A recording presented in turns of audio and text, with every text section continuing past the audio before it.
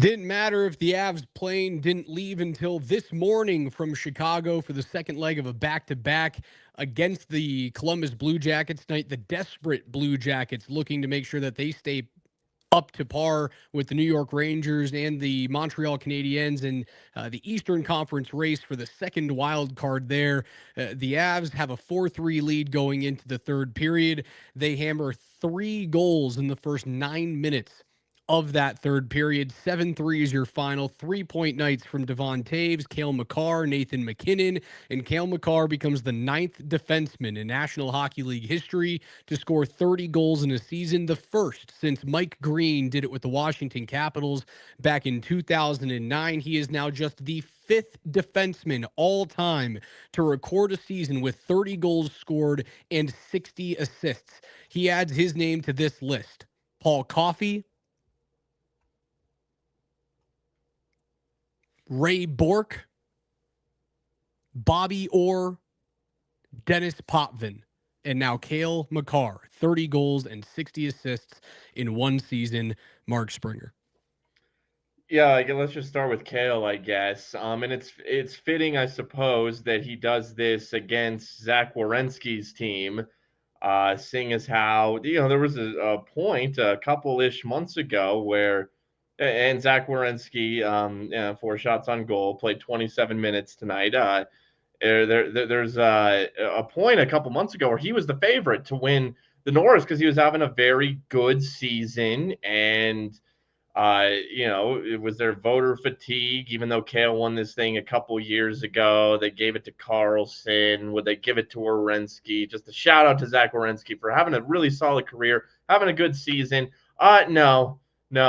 Talent takes over, and this is an all-time great talent in Cale Makar. So it's fitting that he does it in Werenski's building. Thanks for coming. You had a good season. You'll be one of the 3 finalists, Zach.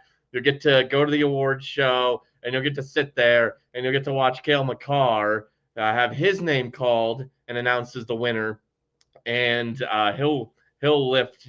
Will he lift the Norris Trophy? I don't know. Maybe he'll drink a Slurpee out of it somehow. I don't know if the top of the Norris Trophy comes off, but I'd like to. Something like that. We're witnessing greatness. We're witnessing with Nikola Jokic in the NBA and with the Nuggets, and we were so fortunate. I mean, Nathan MacKinnon, it's tough because he's playing in the same era as McDavid, and there's always great forwards. But the first 30-goal season since 2009, I was 19 years old in 2009. It feels like it was just yesterday. It was 16 fucking years ago, Raj. That's 16 years ago. 2009 feels like just yesterday. Nope. 16 years ago. There's been a lot of defensemen to play in the NHL since 2009. He is special, that Cale Makar. He certainly is. 2008, 2009, your MVP that year, Alexander Ovechkin, who is the last player in the NHL to win back-to-back MVPs. He won it the previous season. There's a chance now that you can see Mike Green having scored 30 that year, Ovi being the second back-to-back MVP. You could see the same exact thing happen here in Colorado, where Green wins the Norris, he scores 30, and his teammate wins a back-to-back MVP. There's still a chance that Nathan MacKinnon can do that. Having a 3-point night against a playoff-hungry team goes a very, very long way in doing that. The Art Ross Trophy, he now has a 3-point lead. I'm not entirely sure how Nikita Kucherov has done thus far tonight, but they did walk into this evening tied with 111 points. MacKinnon now sits at 114. I'll take a quick look at Tampa. You only got a max of 1. Tampa only scored once tonight. Let's see. And no points from Nikita Kucherov. Brandon Hagel scored his 34th of the year with Yanni Gord and Ryan McDonough assisting on it. So now a 3-point lead for the Art Ross for Nathan MacKinnon. The league was drastically different then, right? That was a 2009 season where the Pittsburgh Penguins end up winning the league, right? You get that historic Cup championship the year after they fall to the Detroit Red Wings. Sid, Gino, Letang, Fleury all raised their first of 3 trophies with the Pittsburgh Penguins, and now what you hope becomes a season of parallels where Kale and Nathan McKinnon walk away with the same individual accolades that the Capitals did. What you hope doesn't happen is that they peter out during the playoffs, much like those Capitals did. And that wasn't the only time that they did so over the course of the next decade. Well, look, the Norris, it was, for all intents and purposes, it was already over coming into tonight. But if you had April 3rd in Columbus as the clincher, I would say this was the official clincher. Cale Makar minus 2,500 to win the Norris. Werenski plus 850. Quinn Hughes plus 9,000. So it's over. Cale doesn't even have to play another second the rest of the season, and he would still rightfully earn that award. It is over. Now, as far as the Hart goes, and yeah, Nathan McKinnon has a very good night as well. But we got Draisaitl minus 225. Him coming back from injury a little earlier than expected has vaulted him back into a firm lead. Hellebuck plus 210. McKinnon plus 1,500. Me do not like those odds. So I think if you are looking for the voter fatigue category, it will go in the Hart Trophy venue this year. Draisaitl won it back in 2020. McKinnon won it last year. They don't want to give it to him back to back, so it's going to be either Draisaitl or Hellebuck I mean, winning the I'd be Hart this okay year. with Hellebuck. Draisaitl would piss me off. I don't disagree. I don't think there's a reason that Leon Draisaitl, despite having, what is it? Is it a 12 goal advantage in goal scoring this year across the NHL? I don't think that's the reason why he should end up winning this thing. I think that goal scoring is very important, but 10 goal advantage over William Nylander. Look, I think assists matter. I really do, and I think that is where Nathan McKinnon has evolved his game. We've talked about it many times on this show. The feed that he has to Cale Makar to get the Avs within one last night in Chicago is a great pass. He has two more assists tonight to go along with a very nice goal that McKinnon scored to open the scoring in this game. He assists on the fifth and sixth goals tonight, the Makar power play goal and the Taves goal. Points matter. Being an ice general, a rink general matters. More so, I think, than goal scoring. But look, I just don't think they want to give it to him back-to-back years. I think it's that simple. I think McKinnon deserves it. If I'm being completely real and honest about it, my vote would go to Nathan McKinnon. I think he's the correct vote, but it just doesn't appear that the voters are going to give it to him this year. And the only thing I can come up with is the fact that he won it last year and they don't want to give him back-to-back Harts. I mean, the Vegas odds are telling you that, but the last time that the National Hockey League canvassed a handful of writers from the Professional Hockey Writers Association, which is the panel that ends up voting on this, and it goes in a 10-7-5-3-1 point system. So it's not it's not clear cut. Like, there could be four guys that you think are worthy of a Hart Trophy this year. It just depends where you end up slotting them. I think Hellebuck's going to steal a few. It's going to be incredibly close. But the last time that the NHL canvassed these writers, Nathan McKinnon was ahead of those players in winning it. And he was not only leading the league in points, but it's not like he's slowed down, and he lost Mikko Rantanen from that time, and he's continued to keep that pace. He's now opened up a 3-point lead on Nikita Kucherov. The Avalanche are in a really enviable spot in the Western Conference. Nobody wants to play them in the playoffs, and one of the main reasons is, well, Nathan McKinnon's playing the best hockey of his career. The Vegas odds they're weird to me. I don't know what's going on there because it didn't match up with the last time that the NHL canvassed the writers, who are actually the people that vote on this. No, yeah, the recent straw poll or whatever you want to designate it in the NHL on NHL.com had McKinnon as the winner. So look, I know though that the books are not going to just gift anybody McKinnon plus 1,500 right now. Like they just don't do that. So look, all indications are that he won't win the award. Let's see, Draisaitl has played in 7 fewer games, but he just leads McKinnon in points per game. Draisaitl's at 1.5, McKinnon at 1.46. But this is important too. The Avs now have 98 points. The Oilers have 91 points. I think team success should matter. And also consider the state that the Avs were in for the better part of the first half of this season and who Nathan MacKinnon was playing with. He was playing with some awful hockey players, your Matt Steinbergs of the world, and what he was playing with on his Mikko Rantanen wasn't, his numbers were okay, but he wasn't lighting the world on fire. MacKinnon didn't have a ton of talent around him. Nichushkin suspended to start the season, Lehkonen out with shoulder surgery. Yet MacKinnon has been rock solid start to finish. I just don't, based on the odds, I don't see him winning the award, but it's okay. It's okay. We got a Norris Trophy winner. We got Cale winning his second. And when it's all said and done, Cale should win at least 4 of these things. At least 4. I'll say at least 4, Raj. 4 sounds pretty solid. Your Norris Trophy Award winners, the most ever won is 8 by Bobby Orr. Doug Harvey won it 7 times. Lidstrom won it 7 times. Bork won it 5. There's no player that has won 4 and then retired. The next closest would have been Coffey, Chelios, Carlson, and Duncan Keith. All have 3 to their name, among others. So 4 puts him in.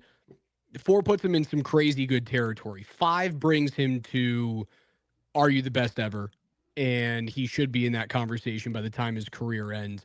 Those D-men up there, or Lidstrom, Bork, that's where he's going to be talked about by the time he decides to hang him up. Yeah, and with Cale, look, let's make it clear. This isn't once again, he's not an offensive, it's not that it's just the offense. This isn't Kevin Shattenkirk, and he's much better offensively than a Kevin Shattenkirk, but he's not a defenseman of that ilk where it's just one-sided. He's now officially a two-way player. It's very fitting also that Devon Toews is a fitting night. Many, many fitting things here tonight.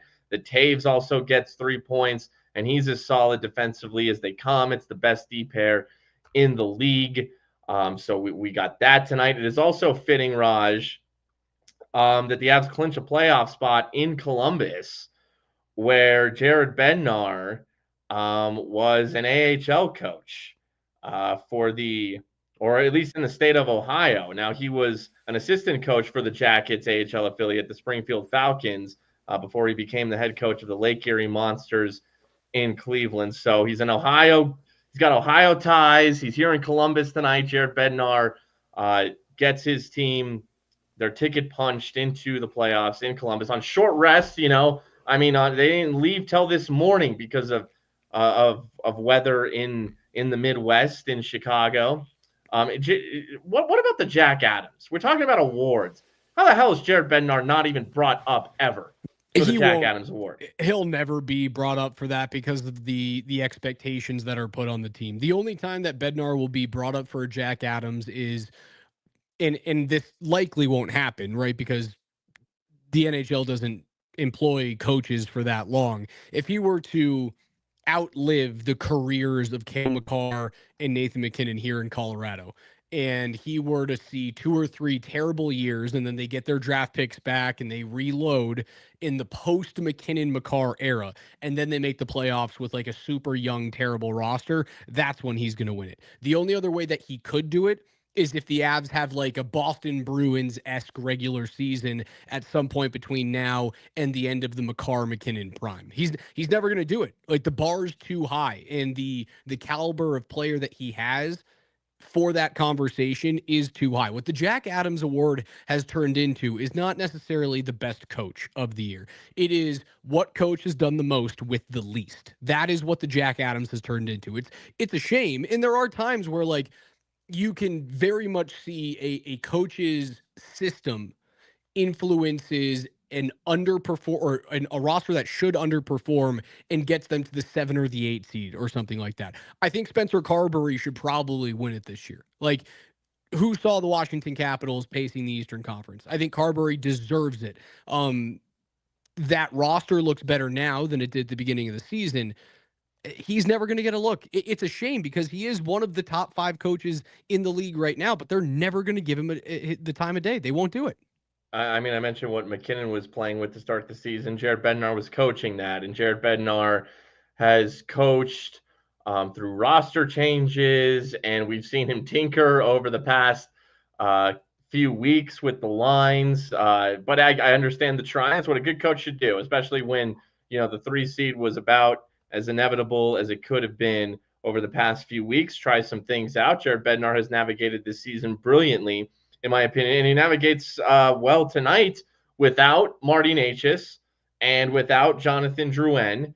And Columbus, this was a tricky matchup to me because they're on the edge of wild card contention in the Eastern Conference. It reminds me of the two that we saw in the recent Canadian road trip when they played in Ottawa and they played in Montreal. No, I think I would rank Columbus third on that list. I would actually go Montreal 1, Ottawa 2. I know Ottawa's ahead of Montreal in the standings, but Montreal beat the Senators pretty good recently, and I like that team a lot. I'm actually going to go Montreal 1, Ottawa 2, Columbus 3, but I view those three teams similarly, actually. A lot of good young talent on this Jackets team, with the Avs on short rest, a little sleepy for the better part of the Blackhawks game, and the third period against Calgary as well. There were concerns. There were concerns here, and now you don't have Necas. Now you don't have Drouin. But Jared Bednar makes a natural decision to go with Nichushkin, Lekin, and McKinnon as your top line. I think that's absolutely the way to go. And they got a spark tonight. Raj, Charlie Coyle, Brock Nelson listening to Between the Pipes, and especially Charlie Coyle. It's his first Avs goal tonight. He picks up a couple of assists. That was the best Charlie Coyle game right there, and his goal was a little bit of a nice snipe. That's the player that I was expecting to get from the Boston Bruins. Look, you're not wrong about Charlie Coyle. He's not a world beater of a goal scorer, but he's better than this. Yeah. He's better than he has been in the goal scoring department than his Avalanche tenure has shown. He looked the part tonight. What I do like about both goals from Nelson and Coyle is that it just felt workman. And it felt like I need to do this. I'm expected to do this. It's not a surprise. This is our job. And you saw Nelson, no celly, Coyle, minimal celebration in that spot. And that was a huge goal that Charlie Coyle scores, right? The Avs go up 2-1 after leading 1-0. Then they go down 3-2 after the Boone Jenner goal. That's a big goal to tie that thing at 3 halfway through the second period. And it was just clocking into work for a third line center. He continues to be excellent on the draw, and you get contributions up and down the lineup. Not only do you get 3 points from Coyle, you get a goal from Brock Nelson, you get a gorgeous one-time goal from Parker Kelly on a stellar zone entry from Jack Drury. And then right after that, you go on the power play. You needed to see one go in on the power play at the end of that period, and it's a historic one. It's got to feel good for Miles Wood to tally as well. First goal since November, and I am firmly believe that back has been bothering him all season long. He missed time with it because he is a better player than what he had shown, leading into the past week or so. He'd shown a sign or two, I think, in the past week or so of maybe starting to get it back together. Right now, I think no matter what, he's an odd man out, but this certainly helps his case. It's a nothing goal. It's a thanks for coming goal. It's the extra point. It turned the touchdown into the 7 points. It was an extra point goal, a garbage time goal essentially from Miles Wood. But he's been playing a little better of late, and when he's right, look, we are not too far removed from the Roaring 20s line being something we talked about all the time, and all three of those guys were very capable players. Well, the one that has had the roughest season, and again, I think a lot of it is the back, is Miles Wood. But if he can get right, he's an excellent third or fourth line option. I don't know if he slots in right now because of the way that other players have played in the bottom six, but it just speaks to their depth. And like you saw, you never know when a Drouin is going to get hit along the end boards, when a Necas is going to take a knee to the head. So the more depth you have, the better. And if Miles Wood is coming around, that's great news for the Avs. Yeah, it certainly is. And you got this on a night where like Mackenzie Blackwood fought the puck for the first half of the game. There were a couple of leaky ones that you really want back. Certainly the Zach Aston Reese goal from the goal line. Like that can't go in. And Blackwood, I think, from that point on, ended up being pretty solid, right? The Boone Jenner goal he loses sight of. Maybe you want him to hold on to that, but for the rest of the game, he was good. And the Avs did turn it up. I didn't think they were going to have that type of pace in the second half. Typically, second leg of a back-to-back, you're pushing early and then holding on late. It ended up being kind of the opposite of that, where they held on early and then pushed heavy late. Spring, I was looking at the Jack Adams Award winners of all time. Like, it's an overwhelming award that you just win once in your career. It's one and done. Overwhelming. There are only 1, 2, 3, 4, 5, 6, 7, 8 head coaches all time to win that award more than once. Just Pat Burns has done it 3 separate times. The greatest head coach of all time in the National Hockey League, it can be debated, but most people think it's Scotty Bowman. Bowman only won it twice. He won it once in the 70s with Canadiens. He won it once in 95, 96 with the Detroit Red Wings. If Bednar didn't win it in 17-18, when he brought the Avs from worst back into the playoffs with a terrible roster after trading away Matt Duchene, I don't know if he's ever going to do it. You have to see them go nuclear in the regular season, and I think the Avs have kind of learned their lesson. They don't want to do that. I believe they don't need to do that, and that's kind of been the philosophy. I don't know if he's ever going to win one, man. I looked very quickly back at the history of this thing. His chance to do it was 2017, 2018. That was his shot.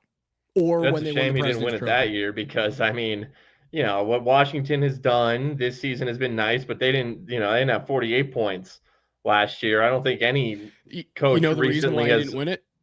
What was that? You know the reason why he didn't win it? What happened I can't in remember. 2017, 2018? What historic thing in the league happened? I can't even remember.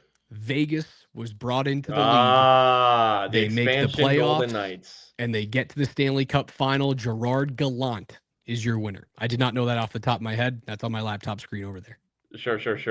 Yeah, there you go. The expansion. No, it's always the Vegas Golden Knights. Sons of bitches. And the good news, I'm telling you, like we said it the other night. By the way, let me check this Blues score. Okay, because that's what's next for the Avs. And the Blues, man, shout out to the Penguins tonight. They tied that thing up at 4. The Blues were up 4-2 in the third period. Then 2 Penguins goals sent it to overtime, and then Rob Thomas scored for the Blues to extend their win streak to 11 games. So I bring them up because the way the Blues are playing, the way the Wild are playing, feels like Blues are going to get wild card 1 and play the Vegas Golden Knights. I know we're all focused on the Central Division and Winnipeg and Dallas, but Vegas is lurking down there. I would not mind St. Louis giving a real shot at taking Vegas out. And now the Avs will play these Blues on Saturday, the Red Hot Blues. Rutger McGarity scores his first goal of his career with 25 seconds to go in regulation on that one. He's out on the ice with Ricard Raquel and Chris Letang and Eric Carlson and Sidney Crosby and Evgeny Malkin. So they're trying to lean into that youth movement to try and maybe restart something for next year. Hopefully Pittsburgh thinks that they can be Washington next season. I don't know if they actually can, but McGarity scores that goal, and I can't believe St. Louis just continues to win like this. Now, my question to you is, would you rather see St. Louis go against Winnipeg or Vegas? Honestly, Vegas. I'm not sold on Winnipeg. I'm not.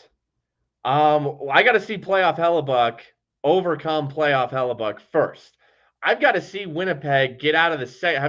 Have they even been to the second round in this window they've been in? Now, this is the best version of them in this window. I don't even, if they went to the second round, it was once.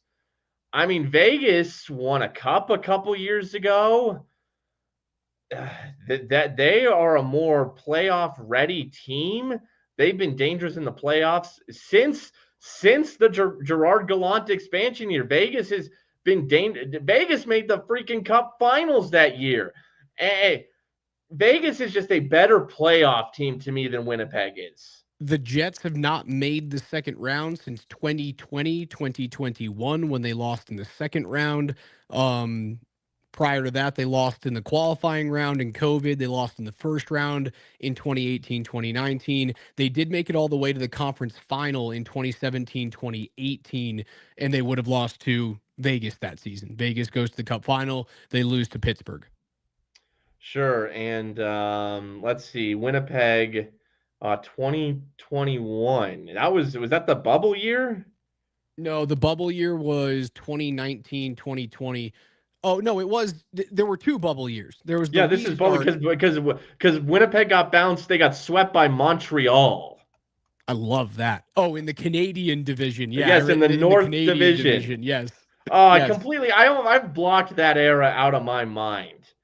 What I a love that nightmare was that was. You know what I saw the other day? It was either yesterday or like earlier this morning. I saw Drew Livingstone tweet out that the Toronto Maple Leafs currently have the longest consecutive playoff streak in the NHL of 9 straight years, but they're counting the qualifying round in the COVID year, From the like the first true COVID bubble year, one. Yeah. where like everyone got in Yeah. essentially, and all you had to do was like win a couple of games and then you actually go into the playoffs. Well, Toronto doesn't actually get into the full 16 team playoff field, but they were in the qualifying round, so they're choosing to say, yeah, we made the playoffs that year, which is complete bullshit. Yeah, that's a stretch right there. I That wouldn't. doesn't count. If it was me, That's I like don't. saying you're in the play-in. Like you didn't make the playoffs if you're in the play-in in the NBA. You're the 10 seed. Oh, we made the playoffs. Shut up. Yeah, no, that's an asterisk and then some. But hey, look, so the Avs swept the Blues in the West Division, little foursome in the first round, and then that was that Vegas series. Second round, they lost 4-2. Avs were looking good early in that series, then Vegas came back, and the Avs haven't had to play Vegas in the playoffs since. But Vegas has won a cup since then. The Avs have won a cup since then. I'm telling you. I know that on paper this season, people might want the Blues to play the Jets, but we're just more familiar with the Jets being in the Central Division, the incredible torrid start they got off to this season. A little less focus on the Pacific Division, and in the past year or so, I think Edmonton has kind of captured everyone's attention out of that division. I am not sleeping on the Vegas Golden Knights at all. I want the Blues. I want the Blues facing that team. But hell, before that, I want the Avs to end this 11-game win streak on Saturday. Like enough's enough for the St. Louis Blues. That thing needs to come to an end, and the Avs Enough need is to. enough. And the Avs need to make up for the Bullduck punch on Lindgren that wasn't called.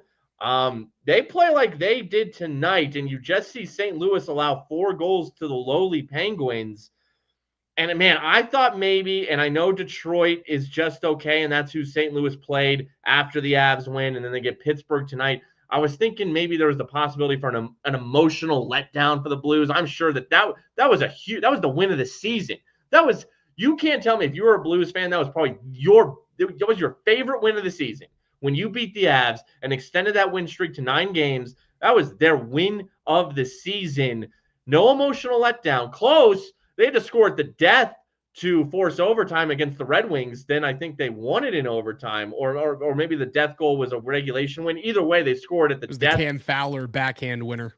Yeah, and now it takes overtime to beat the Penguins. They're teetering, like they are dying to lose that win streak right now. Avs could go put a 7-burger on them as well here on Saturday. The Pens made it respectable, man. Like 72 points for how terrible they were at the beginning of the year. They are 9 points out of a playoff spot, which isn't like that's not crazy. That's not a massive gap. They're gonna miss. They're gonna finish 7th, 8th, or 9th outside the wild card in that conference. So you're going to be well down there in the East standings. But like 72 points for a team that was that terrible, good for them. Unfortunately, what they're doing is that they're screwing their draft capital right now. Like they need to be bad is what they need. They need to be the Buffalo Sabres right now. They need to be the Boston Bruins. They're just winning too many hockey games. I say that they've made it respectable, but they are 3 points away from being the last place team in the East. Yeah, no, I agree with that. It's still respectable though, because I think they've outkicked their coverage a little bit, which is sad. It's sad that, 30, 34, and 11 for 71 points to me is outkicking your coverage. a little bit. And look, good for Sid. Good for Sid. And I can rest easy now. I wanted Sid. It made all the sense in the world.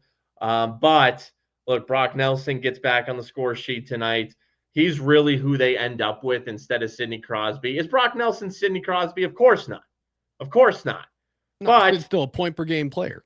in a realistic sense, and certainly of players that were realistic to acquire, it's a tremendous consolation prize. It really is. Yeah, and I think the other piece of the consolation prize is you're pretty certain you're getting Gabriel Landeskog back for the playoffs, and that makes the pipe dream of like the Sidney Crosby fantasy that we've had for many many years. That makes it that it goes away. I stop having that dream as Gabe comes back and is expected to play in the playoffs. With this crazy comeback. I don't know if I talked about it last night on the show. I did talk about it on the morning sprint. And I do want to come clean. Like I was mistaken. So I came up with this idea that if Jonathan Drouin is hurt or Natchez is hurt and you decide that you want to long-term injured reserve them, I thought you could LTIR both Manson retroactively and then LTIR one of those two players. And then at the regular season, all of those rules go out of the window. There's a minimum on LTIR, and that was my plan to get Gabe back into NHL games before the playoffs, rather than going to the American League and playing a couple of like tune-up games before the Avs go to the postseason. I thought all the rules went out the window at the end of the year because like the CBA, the league year stops, players stop making money. Right, you play the playoffs for free if you guys didn't know that as an individual. The rule of you either need 24 days or 10 games on long-term injured reserve, it stays going into the playoffs.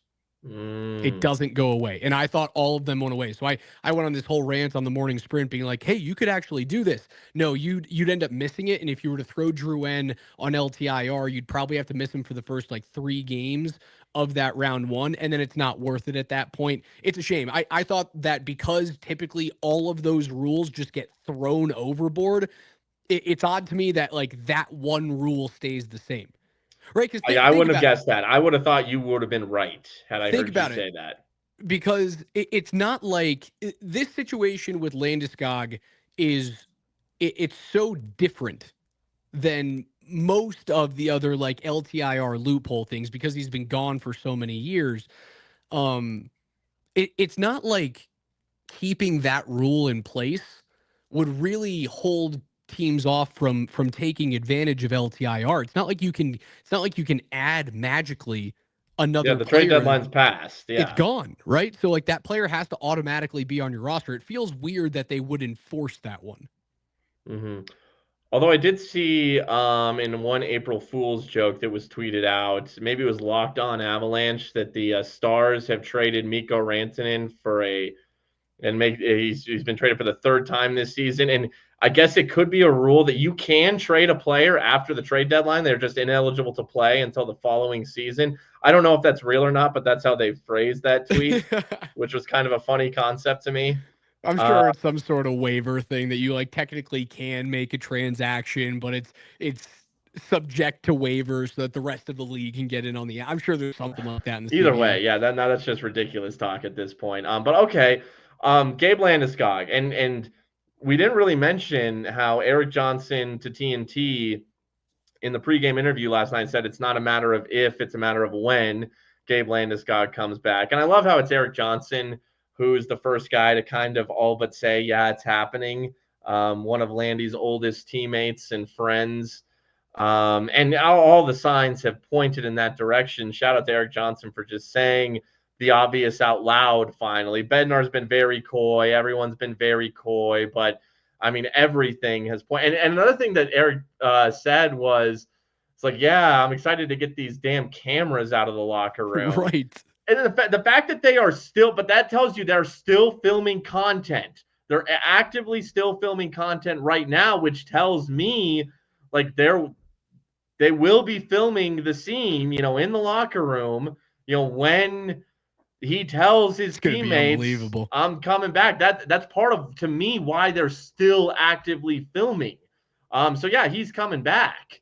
Now, let's say he looks good and he plays next season and he's a $7 million cap hit. Well, does that I make it haven't tough? wrapped my head around that yet, man. That Let's is dip a our summer homework assignment. okay. Well, let me just dip since I'm bringing it up. We'll dip our toes in for just a split second. If we want to pull the ripcord and parachute out of here, we can. um, but like, okay, Brock Nelson's $6 million, and he's a rental. Is UFA at the end of the season. Gabe 7. I don't know what happens there. For example, I mean, you probably can't retain him. yeah, You probably. I mean, the likely can't basic retain math, him. unless you're parting with the you're finally moving on from Sam Girard or something like that. Or Again, Josh this Manson. or Manson. Yeah. But look, that's where it's going to be so interesting to see from Gabe. I think there's a chance that this is a swan song. There's also a chance that this is just the beginning of the Right. return for Gabe. And if he's good enough to be a top 6 winger, he's worth $7 million. I've said many times the worst case scenario for the Avalanche is that he comes back and he can play, but he can only be a third or a fourth liner and he's making 7 million because there's no way to restructure contracts. You can't do that. It doesn't happen in the National Hockey League. That's worst case scenario. Best case scenario is he comes back, he's a top 6 winger, he makes 7 million. It's a great deal against the cap as a result, and he goes back to being a 30-goal scorer. And you forget this all happened. You put it behind you, and he plays the remainder of his contract as the captain of the Colorado Avalanche in the middle of Nathan MacKinnon and Cale Makar's prime. That's how that plays out. The other way is it's a swan song. Mm-hmm. And the best way that the swan song can end is that he gives it everything for 24 games in the playoffs, and the Avs go through a couple of 6-7 game series. They hoist a championship, and that's the last you see of him. Like that is a beautiful way to do it. It's not the best way. The best way is that Gabe comes back and he's a top 6 player and he plays for another 5 years or more. If he comes back and that's the case, like there are some big questions to be had. Nelson's one of them. What happens with extending Marty Necas is another. What happens with the pending extension for Cale Makar in the offseason? How big of a bump is that player due? There are some hoops to jump through, and Chris McFarland better hope that cap continues to rise and exceeds expectations in terms of the projections. The good news is that the cap is going up maybe a little more than we thought. Finally, this upcoming offseason, and it's projected to increase a little more so year after year for the next couple or few years. So that helps. I think that there is room for a Necas extension regardless, based on where he's at in his career. I think that's a priority.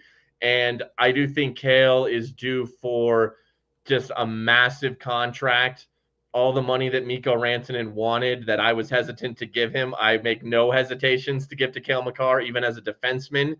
That being said, I don't think Cale will play hardball like Mikko did, and I think Cale will take something reasonable. If he doesn't, I won't begrudge him. Again, the good news is the cap is going up a little bit. I think they will make the Necas contract work.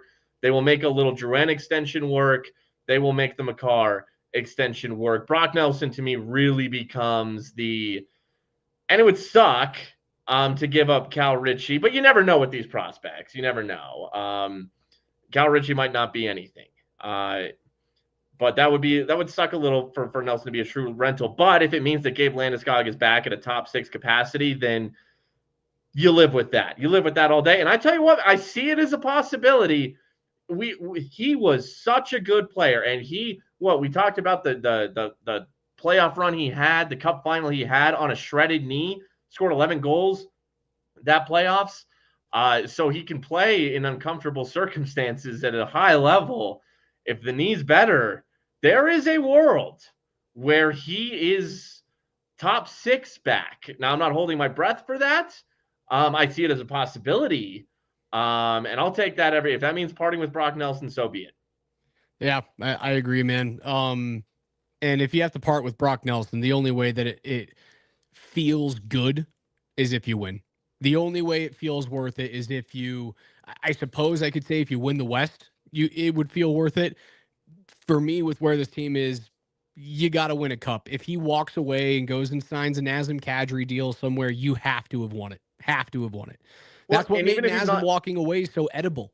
and yeah, and if maybe the more likely outcome is he's a bottom six player, and then the question becomes, does he want to continue, at that level? Maybe holding the team back, being the $7 million cap hit. That'll be a discussion for after the postseason. But even if he's at that level, a bottom six level, they can still win the cup. They can still win the cup even if he's bottom six. First of all, the emotional juice he will give them, and second of all, he will be effective. It might not be at what we're used to seeing, but he will still be effective. I mean, dude, we just saw Zach Parise be somewhat effective, approaching 40 years old, nothing left in his tank, and he was somewhat effective. Landeskog, at the very least, would bring something like that to the Avs in this cup run. Again, big win, 7-3 over the Columbus Blue Jackets. You now sit at 98 points, 47 wins. Pretty much locked into that 3 seed here in the Central Division. Dallas, 2 points behind the Winnipeg Jets. And I still don't think it's going to happen, but I've been wrong before. I said Ovi wasn't going to break the record, and that could happen tomorrow night, man. It could happen tomorrow night against the Chicago Blackhawks. My eyes will be glued to that television tomorrow. Yeah, and it's Chicago. It's Chicago. So yeah, Ovi's gonna do it. Ovi, it should be a really fun finish to the NHL season, league wide. And speaking of league wide, I mean, we'll talk about how about this score right here? Dallas beats Nashville 5-1. I'm so sick of the Stars playing nobody. Sucks. I'm not sick of it. I think they are pushing as hard as humanly possible to avoid the Avalanche, and I love it. I think Well, they're gassing themselves to make sure that they don't have to play Colorado in round 1, and I think it's going to screw them in the long run. fair point. Okay, I buy that. I buy that. And this is look. I know I had my Vegas versus Winnipeg take, and I'll stand by it, despite the fact that after one period of play in Vegas, the Jets lead the Knights 2-0. But I do like that because, you know, I want the Avs Stars first round matchup. I want it. I'm not scared of the Stars. First of all, second of all, I think it'd be great for the NHL. So I don't want Dallas to catch Winnipeg. If Dallas is going to, take advantage of this cupcake schedule, hey, good for you. Nice start for the Jets tonight. I want them to hold off the Stars. And also, there's another thing. You want to play Dallas first because playing Dallas first means a chance that Miro Heiskanen is not on the ice. And if you play Dallas in the second round, that gives he had surgery in early February on his knee. He started skating last week, and it was thought to be a 3 or a 4 month injury. He just passed like the 2 month spot on that, so he might be able to push it and get back early. If you play him in round 1, that means their best player is likely not playing at least in the first half of that series. So I think that's another big reason to welcome Dallas in round 1 rather than putting it off and waiting for round 2 to go against the Stars. Because if Heiskanen's back, man, I know he's not Kale, but that's a top 5 defenseman in the world. No, that's a very fair point. And now, the nightmare scenario for Colorado was avoided narrowly, maybe only getting 1 point or even 0 points last night in Chicago. And then the back-to-back in Columbus, they end up getting 4 of 4 points. So the nightmare scenario, even if St. Louis beats you on Saturday, which I think the Avs should get up for that one. I think given what happened last Saturday, there's reason to get up for that one. But now it's that the Avs are the 3 seed. For all intents and purposes, the Avs are the 3 seed officially. We knew it, but we didn't know it. Now we know it essentially. So it's either Winnipeg or Dallas. It's a real coin flip scenario to me. Screw it. Bring on Dallas. Bring on Mikko Rantanen. I want that smoke. I want it all day. Once again, history tonight. Cale Makar becomes the 9th player in NHL history as a blue liner to score 30 goals in a single regular season, the first since Mike Green back in 2009. The 5th player on the blue line to have a 30-goal, 60 assists season. He joins unbelievable defenseman names like Paul Coffey, Ray Bourque, Dennis Potvin, and Bobby Orr. Just the 5th player all time to do that as a D-man. Nathan MacKinnon, 3 points, continues to pace the league, 114 points ahead of Nikita Kucherov at 111 in the Avs for the 30th time in their history. head to the playoffs. We'll talk to you guys on Saturday after the Avs take on the St. Louis Blues. 5 p.m. puck drop, 4:30 p.m. pregame show on Altitude Sports Radio 92.5. For Spring, I'm Raj. We'll talk to you guys on Saturday.